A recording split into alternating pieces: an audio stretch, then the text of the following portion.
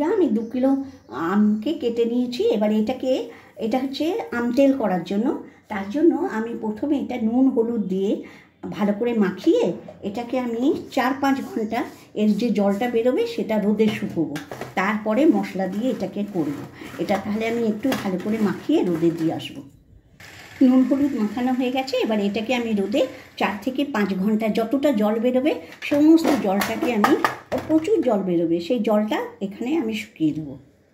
বন্ধুরা, এবারে আমি আমটাকে কেটে হলুদ দিয়ে শুকিয়ে নিয়েছি। দেখুন এই এতটা শুকনো হবে, একদম জলটা মরে যাবে আর ঠিক এইরকম শুকনো হবে। এই আচারটা আপনি যতদিন খুশি রাখতে পারেন, কিচ্ছু হবে না। এবারে আমি কী মশলা দেবো এতে দেখুন। প্রথমে দেখুন কালো জিরে নিয়েছি সম পরিমাণ, একটা ছোট্ট চামচের এরকম চামচ, যেহেতু এখানে আমার 1.5 কিলো আম আছে তার জন্য দেখুন এরকম একটা ছোটো চামচের 1 চামচ কালো জিরে, 1 চামচ মেথি, 1/2 চামচ রাঁধুনি, এইটা দিলে অসাধারণ একটা গন্ধ হয়। 1 চামচ মৌরি, 1/2 চামচ জিরে আর 1 চামচ আমি জোয়ান নিয়েছি। এবারে এটাকে কী করব, একটু শুকনো খোলাতে আমি রোস্ট করে নেব। খোলাটা আগেই গরম করতে দিয়েছিলাম। এটা একটু মানে 1 মিনিটও নয়, জাস্ট এটাকে খোলাতে একটু নেড়ে নেব। দেখুন আমি খোলাতে একটু খালি সামান্য নাড়াচাড়া রোস্ট করে দিলাম। এবার এই চামচের আমি একটা বড় টেবিল স্পুনের আমি 2 টেবিল স্পুন সর্ষে নিয়েছি। এই সর্ষেটাকে আমি একটু হালকা করে ঘুরিয়ে নেব মিক্সিতে। আর রোস্টেড 5 ফোড়ন এতে 2 চামচ দিয়ে দিচ্ছি। আর বাকিটা দেখুন এতে ঢেলে দিলাম। এতে দেখুন এইটাকে আমি হাফ পেস্ট করব, পুরো মানে এটাকে পুরো গুঁড়ো করব না, হাফ গুঁড়ো করে নেব 2 বার। এই দেখুন এইরকম হাফ গুঁড়ো করেছি, পুরো গুঁড়োটা করিনি। এবারে এই গুঁড়োটা পুরোটা এতে দিয়ে দেবো। আমি এই টেবিল স্পুনের 1 টেবিল স্পুন দিচ্ছি হলুদের গুঁড়ো, আর এটা ছোট একটা স্পুনের 1 চামচ দিচ্ছি লঙ্কার গুঁড়ো দিচ্ছি।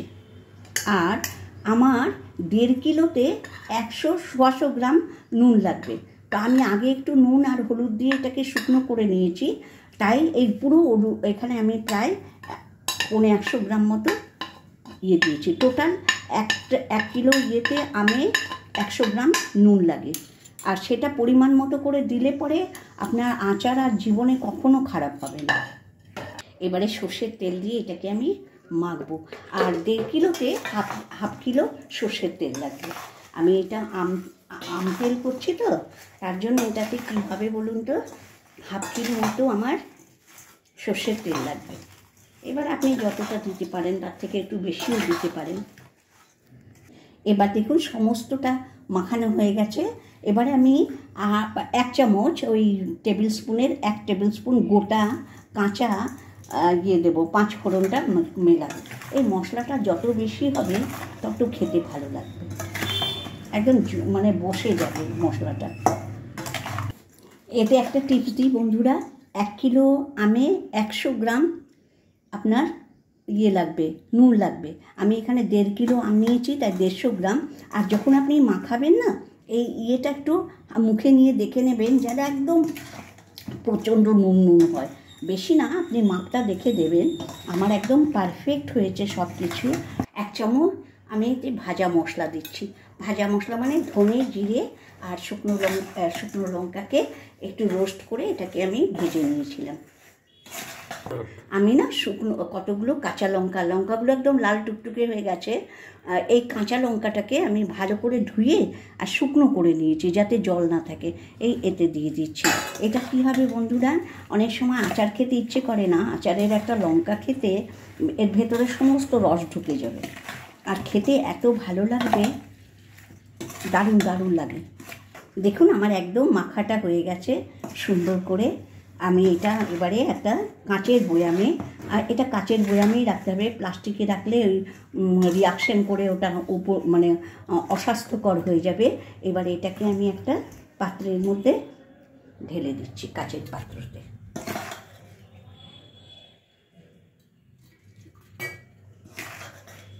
বন্ধুরা আরেকটা টিপস বলে দিই, এটাতে আমি একদম ঠেসে ঢোকাবো না, একটু হালকা যেন এয়ার পাস করে, এই যে এটাকে এরকম করে ঠেসে ঢোকাবো না।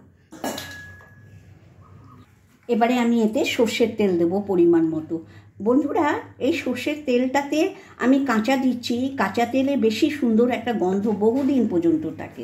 এই দেখুন, তেল দিয়ে এটাকে ভরে দিলাম। আমার পাক্কা 500 তেলই লেগেছে। তেলে যেন আমটা ডুবে থাকে। দেখুন তেলে, এরপরে তেলটা আরও উপরে উঠে আসবে, যত রোদ খাবে তত। এবারে আমি এটাকে রোদে দিচ্ছি।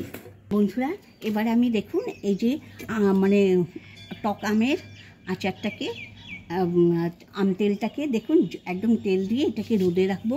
1 মাস ধরে আমি রোদ খাওয়াবো।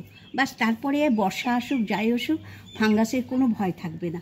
আর এই দেখুন, আমি এখানে মিষ্টি আচারটা করেছিলাম, আপনাদেরকে ভিডিও দিয়ে দিয়েছি। তখন শুকনোটা দেখাতে পারিনি, বৃষ্টি হচ্ছিল খুব।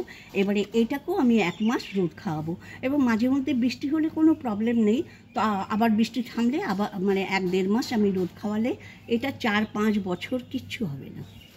বন্ধুরা, আমার আম তেলের রেসিপিটা যদি আপনাদের ভালো লাগে অবশ্যই আমাকে একটু লাইক, শেয়ার অ্যান্ড সাবস্ক্রাইব করবেন। আর এইভাবে আম তেল একবার করে খান, তারপরে বলবেন। আমাকে অবশ্যই কমেন্টে জানাবেন এর কেমন স্বাদ। যখনই মশলা মাখাচ্ছিলাম তখনই মনে হচ্ছিল খেয়ে নিন। যা আপনারা সকলে খুব খুব আনন্দে থাকুন, ভালো থাকুন, সুখী থাকুন। আপনাদের সকলের সুস্থতা আর মঙ্গল কামনা করে আজকের মতো ভিডিওটা এখানেই শেষ করছি।